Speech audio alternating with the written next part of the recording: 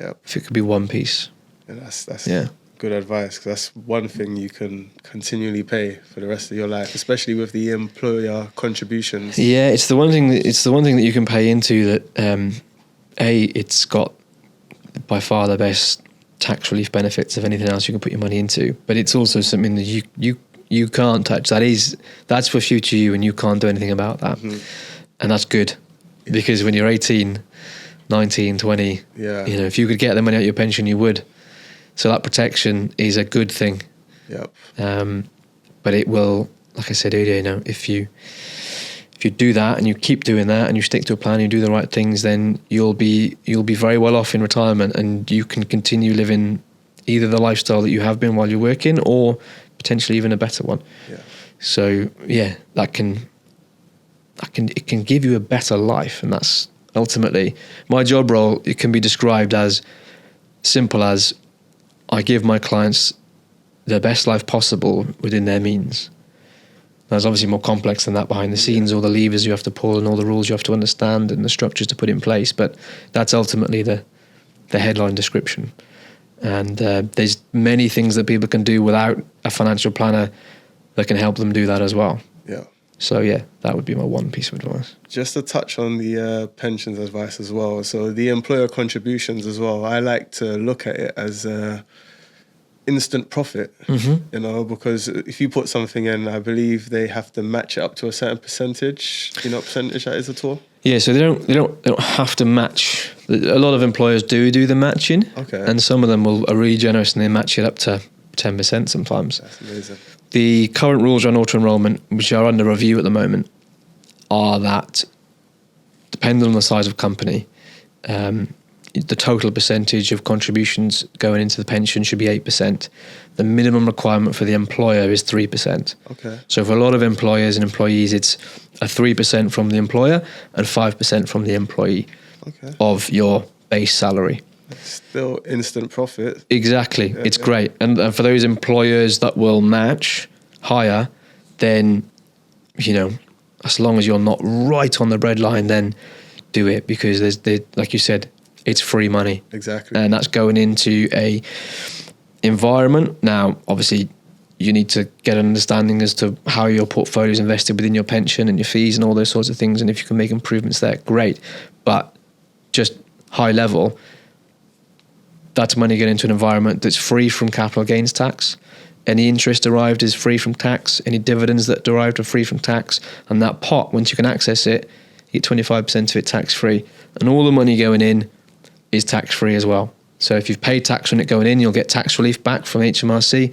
Or if it's paid directly from PAYE pre-tax, then obviously you don't pay the income tax that you would have if it had been paid into your hands. So the amount of benefits of those pension payments are enormous. Yeah. Now you can go further, and lots of employers will adopt a scheme called salary sacrifice.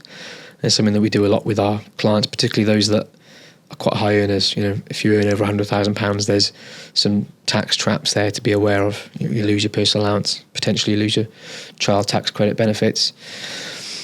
And salary sacrifice is a way that the employer can effectively reduce your salary and replace it with a pension payment, which, for all the reasons I just explained, are hugely tax advantageous.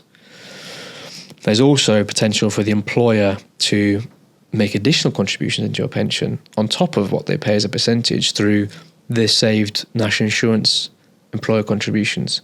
So if they were to pay you £10,000 in salary, it's 15% now for an employer national insurance contribution. So that's £1,500 that they've saved by now paying that into a pension instead.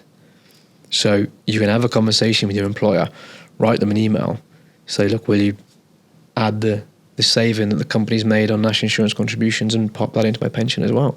Yeah. Most of them will. Or maybe there's a split there between the saving that they keep half it, you keep half it for the administration they've got to do that. But there's lots of little things that you can be doing, lots of little levers you can be pulling to really maximise the benefits of pensions. They're wonderful products. Yeah, sound advice.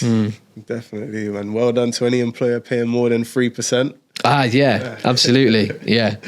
I mean, some of them are. I mean, you do find that the employers that are really looking for good talent Yeah. will offer much better benefits. You know, they're the ones that be paying in 8, 10, 12%.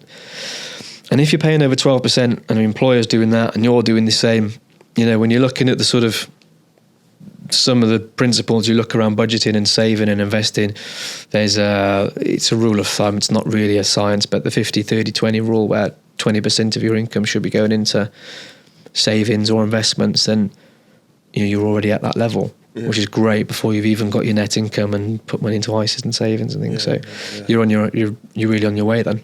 Yeah, 100%. There you go. Retirement should be made a little bit easier. Yeah, and it's something that, you know, anybody that's looking to change jobs or thinking about, you know, a new employer or a new career, you know, ask about these benefits, because an employer that's offering really generous pension benefits, don't underestimate that benefit.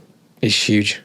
It's massive. See, when I used to go for job interviews, that should have been a question I asked, you know, what's the pension scheme like? Yeah, I didn't when I started. It's not something you really think about, but it's one of the most important questions you can ask.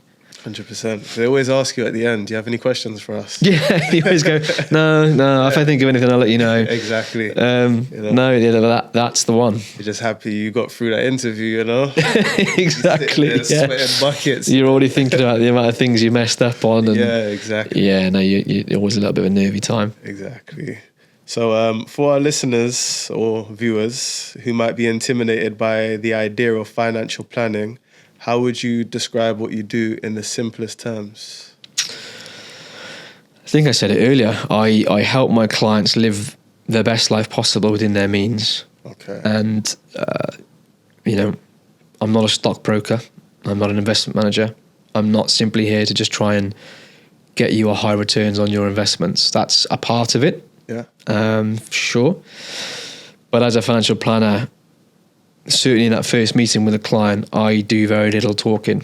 I ask questions, some closed, but mostly open, to understand what that client needs, what their objectives are, what their, sounds cheesy, but what their dreams and goals are.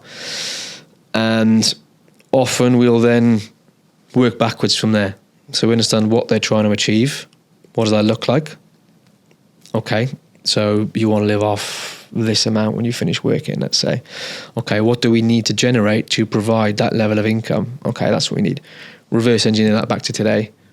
What are the things we need to do now to make that a reality? Yeah. And then we put in the structures, and that's about the understanding of the legislation, the tax landscape, what are the correct tax wrappers we should be using, what are the tax reliefs we can be utilising, what are the allowances we should be maxing out.